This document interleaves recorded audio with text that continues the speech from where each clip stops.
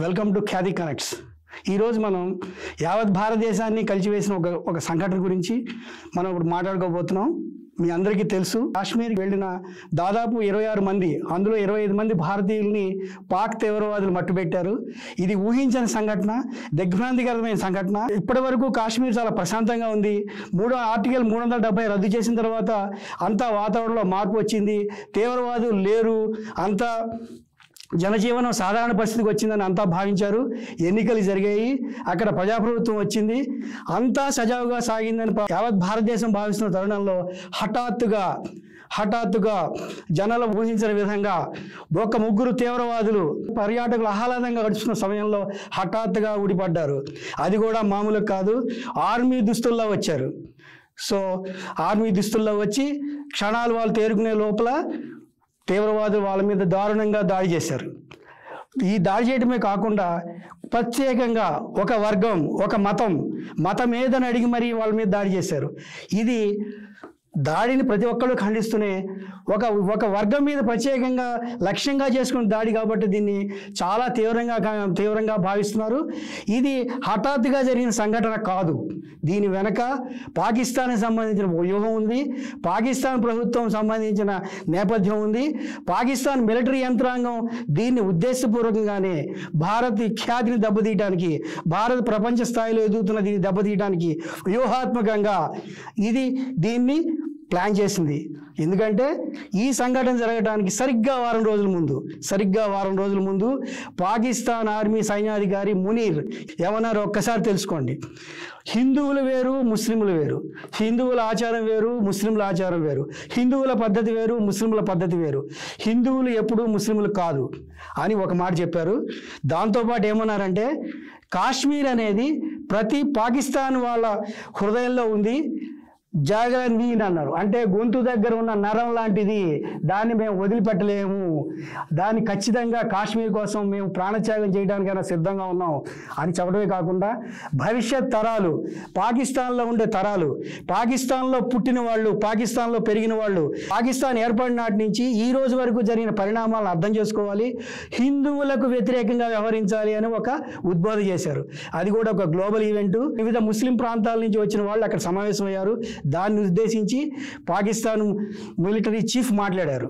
అంటే ఇది ఉద్దేశపూర్వకంగా భారత్ వ్యతిరేక భావజాలను రెచ్చగొట్టి భారత్ మీద దాడి చేయమని ప్రేరేపించిన ఒక సంఘటన.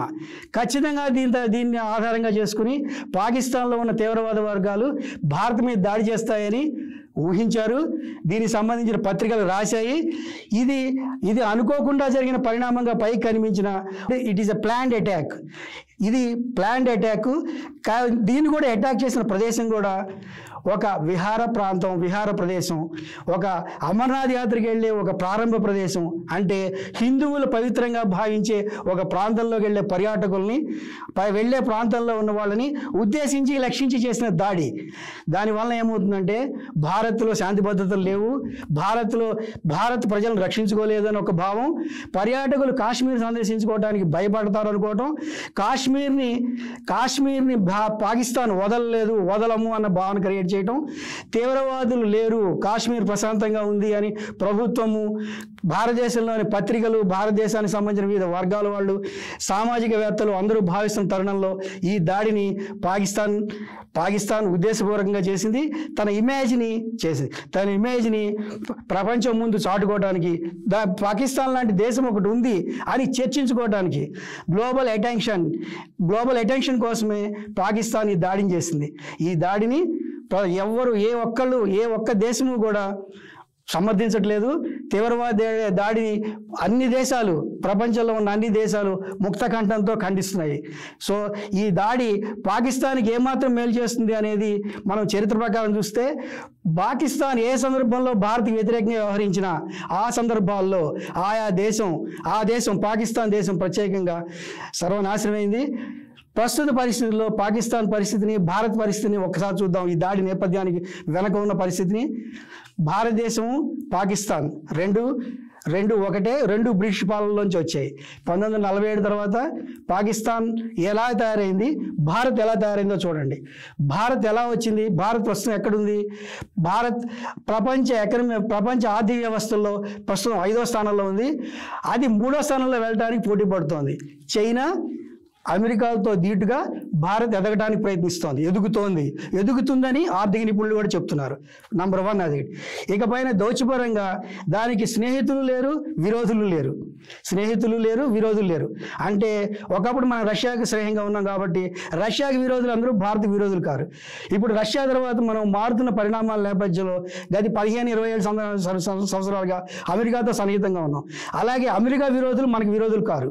సో మన దౌత్య విధానం ఎలా ఉందంటే భారతదేశం అభ్యున్నతికి, భారతదేశం ఆర్థిక పరిస్థితికి, భారతదేశం ఎదుగుదలకి ఉపయోగపడే దేశాలతో మనం సంబంధాలు ఏర్పుతున్నాం. మళ్ళీ కొంచెం వివరంగా మాట్లాడుకుందాం. రష్యా ఉక్రెయిన్ యుద్ధం చేస్తోంది. సో రష్యాకు అనుగుణంగా కొన్ని దేశాలు ఉన్నాయి, ఉక్రెయిన్కి అనుగుణంగా కొన్ని దేశాలు ఉన్నాయి. భారత్ అలా కాదు. భారత్ రష్యాతో మాట్లాడుతోంది, ఉక్రెయిన్తోనూ మాట్లాడుతోంది. రష్యాని యుద్ధం చేయొద్దని చెప్తోంది, ఉక్రెయిన్ శాంతి ఒప్పందం చేసుకోమని చెప్తోంది. సో రష్యా ఉక్రెయిన్తో ఒకే రకమైన సంబంధాలు నెరపగలిగే దేశం భారత్. అలాగే మనం చూసాం ఇజ్రాయెల్ గాజా యుద్ధం జరుగుతోంది. రెండు దేశాలతో మనం మాట్లాడగలుగుతున్నాం. అమెరికాతో విరోధంగా ఉన్న దేశాలతో మనం దౌత్య సంబంధాలు పెట్టుకున్నాం, రష్యాతో విరోధంగా ఉన్న దేశాలతో సంబంధం పెట్టుకున్నాం. సో అంతర్జాతీయంగా భారత్ ఒక ప్రత్యేకమైన స్థానాన్ని సంపాదించింది, ప్రత్యేకమైన స్థానంలో ముందుకెళ్తోంది. ఈ పరిస్థితుల్లో భారత్కు ఉన్న ఇమేజ్ని దెబ్బతీయడానికి పాకిస్తాన్ ఈ దురాఘాతాన్ని ఒడిగొట్టింది. ఇక పాకిస్తాన్ విషయాన్ని చూద్దాం. పాకిస్తాన్ ఎంత ఘోరమైన పరిస్థితిలో ఉందంటే ప్రస్తుతం పాకిస్తాన్లో రాజకీయ అస్థిరత రాజ్యం వెళ్తోంది. రాజకీయ అస్థిరత, పొలిటికల్ ఇన్స్టెబిలిటీ. అక్కడ అధికార పార్టీకి ఇమ్రాన్ వర్గీయులకు మధ్య యుద్ధం జరుగుతోంది. ఇమ్రాన్ జైల్లోనే ఉన్నాడు, ఒక రకంగా ప్యారలల్ గవర్నమెంట్ నడుపుతున్నాడు. ఇది రాజకీయంగా అస్థిరత ఉన్న ప్రదేశం. దాంతోపాటు పాకిస్తాన్ సరిహద్దు ప్రాంతాల్లో, బెలూచిస్తాన్ ఇలాంటి ప్రాంతాల్లో ఆ పాకిస్తాన్ ఆర్మీకి వ్యతిరేకంగా దాడులు జరుగుతున్నాయి. మొన్న ఈ మధ్య ఒక రైలుని హైజాక్ కూడా చేశారు. ఇలాంటి సందర్భాలు ఎక్కడ చూడడం. అలాగే పాకిస్తాన్ మిలిటరీని టార్గెట్ చేసి ఒక మిలిటరీ వ్యాన్ మీద దాడి చేశారు ఆ బెలూచిస్తాన్ తీవ్రవాదులు వాళ్ళు కూడా. సో పాకిస్తానే ఒక తీవ్రవాద దేశం అనుకుంటే పాకిస్తాన్లో తీవ్రవాద దేశాన్ని పెంచి పోషిస్తుంటే పాకిస్తాన్కి వ్యతిరేకంగా బెలూచిస్తాన్ తదితర ప్రాంతాల్లో ప్యారలల్గా సమాంతరంగా తీవ్రవాదులు వస్తున్నారు, తీవ్రవాద దాడులు జరుపుతున్నారు, వాళ్ళ మీద అటాక్ చేస్తున్నారు. సో బెలూచిస్తాన్ నుంచి సంబంధించిన ఆర్మీకి సంబంధించిన ఇబ్బందుల్ని పాకిస్తాన్ ఎదుర్కొంటోంది. మరోవైపు ఆఫ్ఘనిస్తాన్ ఎదుర్కోలేక ఆఫ్ఘనిస్తాన్లో తాలిబాన్ ప్రభుత్వం వచ్చిన దగ్గర నుంచి పాకిస్తాన్ చాలా ఇబ్బందులు ఎదుర్కొంటోంది. తాలిబాన్లు తరచూ పాకిస్తాన్ మీద దాడి చేస్తున్నారు. ఆఫ్ఘనిస్తాన్ తీవ్రవాద దళాలు పాకిస్తాన్ మీద దాడి చేస్తూ పాకిస్తాన్ మిలిటరీ మీద కూడా దాడి చేస్తున్నాయి. ఈ నేపథ్యంలో ఆఫ్ఘనిస్తాన్ సరిహద్దుల్లో పాకిస్తాన్ ఆర్మీ కాపలా కాస్తుంది. ఒకవైపు ఇంకోవైపు ఆఫ్ఘనిస్తాన్తో ఇబ్బంది పడుతోంది, అంతర్గతంగా రాజకీయంగా ఇబ్బంది పడుతోంది, ఆర్థికంగా కూడా దేశం అప్పుల పాలైంది, నిరుద్యోగం ప్రబలింది. దాదాపు 40% ప్రజలు పాకిస్తాన్లో దాదాపు పేదరికంలో మగ్గుతున్నారు. భవిష్యత్తు చాలా అశాంతిపరంగా ఉంది, అభద్రతగా ఉంది, అస్థిరత రాజ్యం వెళ్తుంది. ఈ నేపథ్యంలో మునీర్ ఈ దాడుల్ని ప్రేరేపించాడు, ఈ దాడులను చేయించాడు. కారణం ఏంటంటే పాకిస్తాన్ గురించి ప్రపంచంలో ప్రజలు పాకిస్తాన్ గురించి మాట్లాడుకోవాలి. దాని ఉద్దేశం ఏంటంటే పాకిస్తాన్ దీనివల్ల దౌత్యపరంగా ఏమైనా సాధిస్తుందని కాదు, లేదా ఇతరత్ర విషయం కాదు. ప్రపంచంలో ఉన్న అగ్రదేశాల్లో చైనా, అమెరికా లాంటి దేశాలు, సౌదీ అరేబియా లాంటి దేశాలు తమ గురించి మాట్లాడుకోవాలి, తమ వైపు దృష్టి మళ్లించాలి అని ఈ దాడులకి ప్రేరేపించాడు. ఇప్పుడు ప్రస్తుతం ఈ దాడి జరిగిన సందర్భాన్ని చూద్దాం. దాడి ఏ సందర్భంలో జరిగింది? దాడి ప్రధాని మోడీ సౌదీ అరేబియాలో ఉన్న సందర్భంలో జరిగింది. నంబర్ 1, సౌదీ అరేబియా ప్రస్తుతం గల్ఫ్ దేశాల్లో తీవ్రవాదానికి వ్యతిరేకంగా, యాంటీ టెర్రరిస్ట్ యాక్టివిటీస్ వ్యతిరేకంగా ఫండింగ్ చేస్తోంది. భారత్ వ్యాపార ఉద్దేశాలు కానీ ఇతరత్ర ఉద్దేశాలు కానీ గౌరవిస్తోంది. దౌత్యపరంగా భారత్తో సన్నిహితంగా ఉంది. అలాగే అనేక ప్రాజెక్టుల్లో భారత్ సాయాన్ని భారత్ కోరుకుంటోంది, భారత్లో పెట్టుబడులు పెడుతోంది. భారత్ పెట్టుబడిని సౌదీ అరేబియా కూడా భారత్లో పెట్టుబడి పెడుతోంది. రెండు పరస్పరం ఉదాహరణలో పెడుతుంది. ఈ సమయంలో దాడి చేయడం వలన సౌదీ సౌదీ అరేబియా కూడా తన యాక్టివిటీస్ని మార్చుకుని భారతదేశం నుంచి వెనక్కి వస్తుందని తప్పుడు అమాయకత్వంతో పాకిస్తాన్ దీనికి వదిలిపెట్టింది. అది కాకుండా జేడీ వ్యాన్స్, అమెరికా ఉపాధ్యక్షుడు జేడీ వ్యాన్స్ భారత పర్యటనకు వచ్చారు. 4 రోజులు ఉన్నారు. మోడీతో చర్చలు జరిపారు. ఆ తర్వాత జైపూర్ వెళ్ళారు. అక్కడి నుంచి తాజ్మహల్ చూడటానికి వెళ్ళారు. సరిగ్గా ఆయన జైపూర్ వెళ్ళిన సందర్భంగా ఆ రోజున ఈ దాడి జరిగింది. అంటే అమెరికా ఉపాధ్యక్షుడు ఇక్కడ ఉన్న సందర్భం, భారత ప్రధానమంత్రి సౌదీ అరేబియాలో ఉన్న సందర్భం. ఈ సందర్భంలో ఈ దాడికి పాకిస్తాన్ అనేది ప్లాన్ చేసింది. సో దీని ద్వారా ఏం కోరుకుంటోంది పాకిస్తాన్? దీని ద్వారా పాకిస్తాన్ ఒక గ్లోబల్ అటెన్షన్ని కోరుకుంటోంది. అమాయకులైన పర్యాటకుల మీద పాకిస్తాన్ తీవ్రవాదులు కావడానికి ముగ్గురే పక్కనే ఉన్న అడవుల్లోంచి లోపలికి చొరబడి జాగ్రత్తగా జనాల మధ్యలో చేరి వాళ్ళని పలకరించి వాళ్ళు ఏ వర్గం వాళ్ళు అడిగి కేవలం మగవాళ్ళని అందులో ఒక వర్గం వాళ్ళే లక్ష్యంగా చేసుకుని వాళ్ళు దాడికి పాల్పడ్డారు. ఒక నేపాలీయుడితో సహా 25 మంది భారతీయుల్ని వాళ్ళు మట్టుబెట్టారు. ఆ తర్వాత క్షణాల్లో అక్కడి నుంచి మాయమయ్యారు. ఏం జరిగిందో జనం తెలుసుకునే లోపల, ఊహించుకునే లోపల అక్కడ ఈ దురాఘాతం జరిగిపోయింది. ప్రశాంతమైన కాశ్మీర్లో పర్యాటకంతో వెల్లివిరుస్తున్న సౌందర్యభరితమైన కాశ్మీర్లో రక్తపు మరకలు పడ్డాయి. ఈ సంఘటనని భారత్ చాలా సీరియస్గా తీసుకుంది. ఖచ్చితంగా ఇందుకు బాధ్యులైన వాళ్ళని వాళ్ళని నడిపించే వాళ్ళని ఖచ్చితంగా మేము వాళ్ళ మీద చర్య తీసుకు తీరుతామని చెప్పి ఒక సందేశాన్ని, ఒక సంకేతాన్ని ప్రపంచ దేశాల సాక్షిగా భారత్ పంపించింది. సో మేము ఈరోజు ప్రధాని బీహార్లో ఉన్నారు. బీహార్ ఎన్నికల సభలో దీని గురించి ప్రత్యేకంగా మాట్లాడారు. ఆయన మాట్లాడుతూ ఏమన్నారంటే, ఈ దురాఘాతానికి పాల్పడిన వాళ్ళు ఊహించలేనంత పెద్ద శిక్ష వేస్తాము. దీని వెనక తెర వెనుక ఉన్న ప్రతి వాళ్ళని మేము చట్టానికి ముందు నిలబెడతాము. వాళ్ళని ఊహించలేనంత దారుణంగా శిక్షిస్తాము అన్న సందేశాన్ని ఇచ్చారు. అంతేకాదు నిన్న దీనికి సంబంధించిన క్యాబినెట్ కమిటీ ఆన్ సెక్యూరిటీ, ఇది అత్యున్నత స్థాయి సమావేశం. ఈ సమావేశం నిన్న సాయంత్రం జరిగింది. ఈ సమావేశంలో ప్రధానితో పాటు మంత్రివర్గం ఉన్నత మంత్రివర్గ సభ్యులు, ఉన్నత స్థాయిలో ఉన్న వాళ్ళు, క్యాబినెట్ 5-6 క్యాబినెట్ సభ్యులు, తర్వాత అందులో క్యాబినెట్ సభ్యులు అంటే హోంమంత్రి వస్తారు, డిఫెన్స్ మంత్రి వస్తారు, ఫారిన్ అఫైర్స్ మినిస్టర్ వస్తారు. అంటే జైశంకర్, అమిత్ షా, రాజ్నాథ్ సింగ్, తర్వాత నిర్మలా సీతారామన్ కూడా ఇందులో ఉన్నారు. వీళ్ళంతా సమావేశమయ్యారు. ఇది హై లెవెల్ కమిటీ మీటింగ్. ఈ మీటింగ్లో చర్చించిన అంశాలు ఏంటి అంటే, అసలు ఇలాంటి పరిస్థితి ఎందుకు ఉత్పన్నమైంది అంటే ఎక్కడో సెక్యూరిటీ ల్యాబ్స్ ఉంది. ఎందుకు జరిగింది అన్నదానికి వాళ్ళు ఆలోచించిన మాట ఏంటంటే, కాశ్మీర్ ప్రశాంతంగా ఉంది, కాశ్మీర్లో తీవ్రవాద జాడ లేదు అని అనుకోవటం ఒక సమస్య అని దీన్ని అధికారికంగా ఎవరు మాట్లాడలేదు.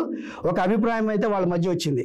సో సెక్యూరిటీ ల్యాబ్స్ ఉంది, దీన్ని మనం ఇంక ముందు జాగ్రత్తగా తగిన జాగ్రత్తలు తీసుకోవాలని ఇంటర్నల్గా ఒక అభిప్రాయానికి వచ్చారు. కరెక్టే కదా? ఒక తప్పు జరిగినప్పుడు, తప్పు కాదు, ఒక ఫలితం వచ్చినప్పుడు, ఏదైనా ఒక ఫలితం వచ్చినప్పుడు ఆ ఫలితాన్ని విశ్లేషించుకోవటం అనేది ప్రగతికి నాంది. అంతే తప్ప మనం అంతా బాగున్నాం, మనకు నష్టం జరిగింది అనుకోవటం కంటే ఇందువల్ల మనం నష్టపోవడానికి ఈ కారణాలు ఉన్నాయి, ఈ కారణాల వల్ల మనం నష్టపోయాం కాబట్టి ఇక ముందు ఈ జాగ్రత్తలు తీసుకోవాలని తెలుసుకోవడం అనేది ఒక ప్రొడక్టివ్ థింకింగ్ అంటారు దాన్ని. అది ఒక ఉన్నత స్థాయిలో జరిగింది. సో సెక్యూరిటీ ల్యాబ్స్కి సంబంధించిన చర్చ జరిగింది. ప్రస్తుతం ఎల్ఓసి అంటే భారత్కి పాక్కి సరిహద్దు ఎల్ఓసి అంటారు. ఈ ఎల్ఓసి దగ్గర 1,50,000 మంది సైనికులు పహరా కాస్తున్నారు. సో మనం సెక్యూరిటీ ల్యాబ్స్ అని ఈజీగా మాట్లాడకూడదు. సెక్యూరిటీ ల్యాబ్స్ వల్ల ఒక పహల్గామ్ సంఘటన జరిగిందని మనం చెప్పకూడదు. కారణం ఏంటంటే పహల్గామ్ సంఘటన జరగలేదు మనం అంటలేదు, నష్టాన్ని మనం చూసాం. కానీ భారత్ రక్షణ విషయంలో అల్ట్రా మోడర్న్, అల్ట్రా టెక్నికల్ విధానాలను అనుసరిస్తోంది. ప్రస్తుతం ఎల్ఓసి సరిహద్దులో దాదాపు 1,50,000 మంది సైనికులు పహరా కాస్తున్నారు, రెయిన్బోలు పహరా కాస్తున్నారు. అయినా కూడా ఒకళ్ళు, ఇద్దరు, ముగ్గురు, నలుగురు తరచూ లోపలికి రావటం, దాన్ని చొరబాట్లు అంటారు, ఇన్ఫిల్ట్రేషన్ జరుగుతున్నాయి, చిన్న ఇబ్బందులు జరుగుతున్నాయి. దీనివల్ల కూడా జరిగింది అనేది కూడా పెద్ద స్థాయి నేతలు దాన్ని అంగీకరించారు. సో దాన్ని ల్యాబ్స్ని ఎదుర్కోవడం గురించి ఒక చర్చ అయితే జరిగింది. నంబర్ 1. నంబర్ 2 ఏంటంటే, ఎందుకు జరిగిన దానికి ఏం చేయాలి అంటే ఇమీడియట్గా పాకిస్తాన్కి ఒక పాఠం చెప్పాలి. ఆ పాఠం అనేది ఒక తూతూ మంత్రంగా కాకూడదు. అది it should be A lesson to them. Pakistan మళ్ళీ ఇలాంటి దుస్సాహసం చేయకుండా ఏం చేయాలి అనే దాని మీద చర్చ జరిగింది. నేను ప్రధాని మళ్ళీ మాట్లాడుకున్నప్పుడు భారత్ పర్యాటకుల మీద చేసిన దాడి కాదు, ఇది పాకిస్తాన్ పర్యాటకుల మీద చేసిన దాడి కాదు, భారత్ ఆత్మ మీద చేసిన దాడి అన్నారు. ఇదే విషయాన్ని నిన్న కూడా మాట్లాడారు. సో ఈ పరంగా ముందు ఇమీడియట్గా యాక్షన్ తీసుకోవాలి. పాకిస్తాన్ సంబంధించిన ఇమీడియట్ యాక్షన్స్ ఏం తీసుకోవాలి అంటే డిప్లొమాటిక్గా ఏం తీసుకోవాలి అన్న నిర్ణయాల్ని ఆల్రెడీ నిన్న క్యాబినెట్ కమిటీ ఆన్ సెక్యూరిటీ సమావేశం అయినప్పుడు తీసుకున్నారు. నెంబర్ 1 ఏం తీసుకున్నారు? భారత్ పాకిస్తాన్ సరిహద్దున అటారీ బోర్డర్ అంటారు. ఇది పాకిస్తాన్కి భారత్కి మధ్య ఉన్న ఒక ప్రాంతం. ఈ దేశం నుంచి ఆ దేశంలోకి వెళ్ళాలన్నా, ఆ దేశం వాళ్ళు ఇటు రావాలన్నా, 2 దేశాల మధ్య వ్యాపార లావాదేవీలన్నా ఇది కేంద్రం. ఈ అటారీ సరిహద్దు, ఈ అటారీ బోర్డర్లోకి లోపలికి రావడానికి ఇకపైన నిషేధం అని ఒకటి చెప్పారు. నెంబర్ 1. నెంబర్ 2 ఏంటంటే ఆల్రెడీ దాన్ని దాటి భారతదేశంలోకి వచ్చిన వాళ్ళు మే 1వ తేదీ లోపల వాళ్ళు గడువు ఇచ్చారు. మే 1వ తేదీ లోపల మీరు అక్కడి నుంచి వెళ్ళిపోవాలి. సో అటారీ బోర్డర్ లోపలికి ఆల్రెడీ ప్రవేశించిన వాళ్ళు ఉంటే 1వ తారీఖు లోపల వెళ్ళిపోవాలి. కానీ ఇంకెవరికి ప్రస్తుతం అయితే అనుమతి లేదు. నెంబర్ 1. అలాగే పాకిస్తాన్ హై కమిషన్ న్యూఢిల్లీలో ఉంది. అక్కడ డిఫెన్స్, నేవీ, ఆర్మీకి సంబంధించిన ప్రతినిధులు ఉంటారు, పాకిస్తాన్ ప్రతినిధులు. వాళ్ళని ఇమ్మీడియట్గా ఇక్కడి నుంచి ఖాళీ చేయమన్నారు. మీకు ఇక్కడ అర్హత లేదు, పర్సన్ నాన్ గ్రాంట్ అంటారు, దాని టెక్నికల్ పదం. దౌత్య పరిభాషలో పర్సన్ నాన్ గ్రాంట్ అంటారు. మామూలు మన మాట్లాడుకోవాలంటే మీకు ఇక్కడ అర్హత లేదు, మీకు ఇక్కడ ఉండటానికి అనుమతి లేదు అని చెప్పారు. అలాగే ఇక్కడున్న వాళ్ళని వెంటనే వెళ్ళిపోవడానికి వాళ్ళు కొంత గడువు ఇచ్చారు. అలాగే పాకిస్తాన్లో మన సిబ్బంది ఉన్నారు, మన సిబ్బందిని కూడా వాళ్ళని వెంటనే తిరిగి రమ్మన్నారు. తిరిగి 45 గంటలు గడువు ఇచ్చారు. సో ఇక్కడ వాళ్ళు ఉండరు, అక్కడ వాళ్ళు వెనక్కి రావాలి. నెంబర్ 1. సో దీంతో ఏమవుతుంది, ఇక ముందు భారత్కి సంబంధించిన దౌత్యపరమైన వ్యవహారాలు మాట్లాడుకోవడానికి ఇక్కడ వాళ్ళు చెప్పాల్సిన విషయం మనకి చెప్పడానికి వ్యక్తులు ఉండరు, మనం చెప్పడానికి అక్కడ వినే వ్యక్తులు ఉండరు. నెంబర్ 1. తర్వాత దీనికి సంబంధించి పాకిస్తాన్కి సంబంధించిన ఎక్స్ అకౌంట్ని కూడా భారతదేశంలో రద్దు చేశారు. ఇది పెద్ద విషయం కాదు, కానీ ఇది రద్దు చేయడం వల్ల ఏంటంటే పాకిస్తాన్ ప్రేరేపిత వాదన, అది ఉగ్రవాదం ప్రోత్సాహం కావచ్చు, భారత్ వ్యతిరేక భావజాలను పెంపొందించడం కావచ్చు, ఇతరత్రా కావచ్చు, ఇవన్నీ కూడా అడ్డుకుంటాయి. సో భారతదేశంలో ఉన్న పాకిస్తాన్కి అనుకూలంగా ఉన్న వాళ్ళు ఉన్నారు, మనం చూసాం. పాకిస్తాన్ గెలిచినప్పుడు సంబరపడేవాళ్ళు, మన దగ్గర హైదరాబాద్లో కొన్ని ప్రాంతాల్లో సంబరాలు చేసుకునే వాళ్ళు మనం చూసాం. సో పాకిస్తాన్తో ఏమైనా క్రికెట్ మ్యాచ్ జరుగుతున్నప్పుడు యావత్ భారతదేశం ఉత్కంఠగా ఎదురు చూస్తుంది, భారతదేశం గెలవాలని ఆశిస్తుంది. అదే సమయంలో పాకిస్తాన్ గెలవాలి, భారత్ బాడిపోవాలి అనుకున్న జనం కూడా మన మధ్యలో ఉన్నారు. మనం దీన్ని కాదలేని వాస్తవం. ఇదే రకమైన భావజాలాన్ని, పాకిస్తాన్ వ్యతిరేక భావజాలం భారతదేశంలో వ్యాప్తి చెందకుండా సామాజిక మాధ్యమైన ఎక్స్ని భారతదేశంలో రద్దు చేశారు. ఇది క్యాబినెట్ కమిటీ సెక్యూరిటీ తీసుకున్న నిర్ణయం కాదు, బట్ ఇది ఒక నిర్ణయం. సో ఇంకో నిర్ణయం తీసుకున్నారు, ఇండస్ వాటర్ ట్రీటీ అంటే సింధు జల ఒప్పందం. అంటే 2 దేశాలకు సంబంధించి కొన్ని నదులు ఇండియా పరిధిలో ఉంటాయి, కొన్ని నదులు వాళ్ళ పరిధిలో ఉంటాయి. భారత్ సియాట్ సట్లెజ్ నదుల పేర్లు మీరు ఉంటారు, నదులు స్పెసిఫిక్గా కాదు. ఈ నదులకు సంబంధించిన వాటర్ అంతా, భారతదేశంలో నుంచి ఉన్న వాటర్ అంతా కూడా పాకిస్తాన్లోకి వెళ్తుంది. పాకిస్తాన్ ఆ వాటర్ను ఉపయోగించుకుంటుంది. దానికి సంబంధించి దానిలో 80% దాన్ని ఫార్మింగ్కి వాడుతుంది. అంటే పాకిస్తాన్ అగ్రికల్చరల్ ప్రొడక్షన్కి ఈ వాటర్ అనేది చాలా కీలకం. సో దీన్ని ఏం చేసింది, భారత్ అబియన్స్లో పెట్టింది, రద్దు చేయడం కాదు, దీనికి మధ్య ఒప్పందం చేసుకున్నారు. భారత ప్రధాని, పాకిస్తాన్ ప్రధాని 1960లో దీనికి సంబంధించి ఒప్పందం చేసుకున్నారు. ఈ ఒప్పందం ప్రకారం ఈ నీటి ప్రయోజనాలు 2 దేశాలు వాడుకుంటాయి. ఇష్టం వచ్చినట్టు వాటిని వాడుకోవు, అలాగని పవర్ ప్రాజెక్టులు ఇతరితర వాటికి వాడుకోవు. ఈ వాటర్ పాకిస్తాన్కి వెళ్తుంది, పాకిస్తాన్ అగ్రికల్చర్ పర్పస్కి వాడుకుంటుంది. ఇటీవల 2022-23 వరకు దీనికి సంబంధించి ఎలాంటి గొడవలు జరగలేదు. కానీ ఈ మధ్య న్యూఢిల్లీకి సంబంధించి ఒక పవర్ ప్రాజెక్టుకి సంబంధించిన విషయాలు విషయాల్లో భారత్ పాకిస్తాన్ నోటీస్ ఇచ్చింది, పాకిస్తాన్ దాన్ని రిప్లై ఇచ్చింది. ఈ రెండింటికి సంబంధించిన వివాదాలు పరిష్కరించడానికి వరల్డ్ బ్యాంక్కి సంబంధించిన ఒక న్యూట్రల్ పర్సన్, ఇటు వాళ్ళు సంబంధించిన న్యూట్రల్ పర్సన్ దాన్ని డీల్ చేస్తున్నారు. సరే, ఇది జరుగుతుంది.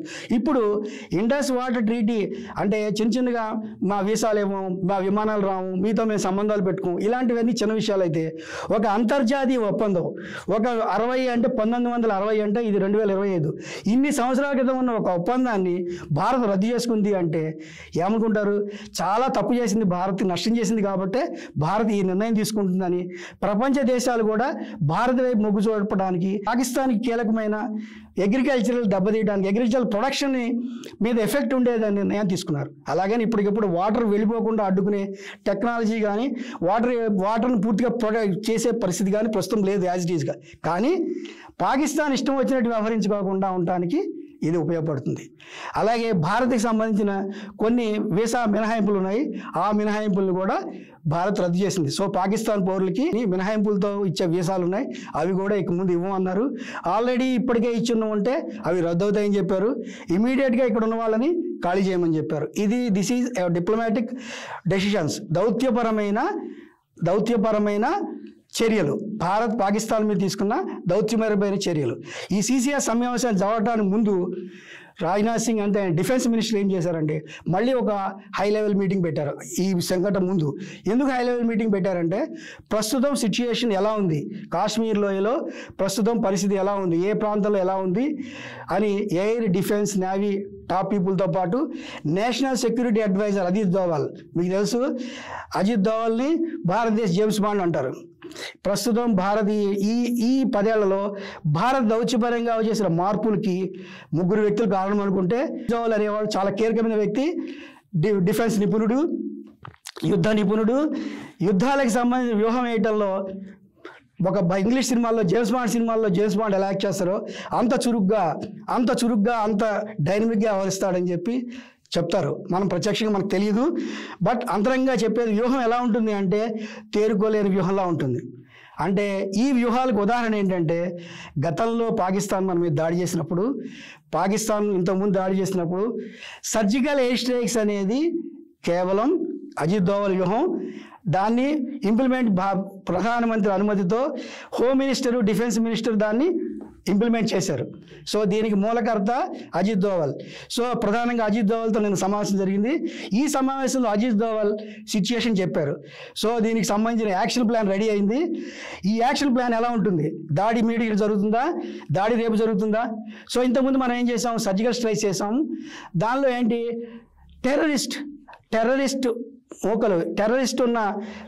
టెర్రరిస్టులు స్థిరంగా ఉన్న వీటి మీద నేరుగా మనం దాడులు చేసి అంటే పాకిస్తాన్ భూభాగంలోకి వెళ్ళి మన సైన్యం స్ట్రైక్ చేశారు.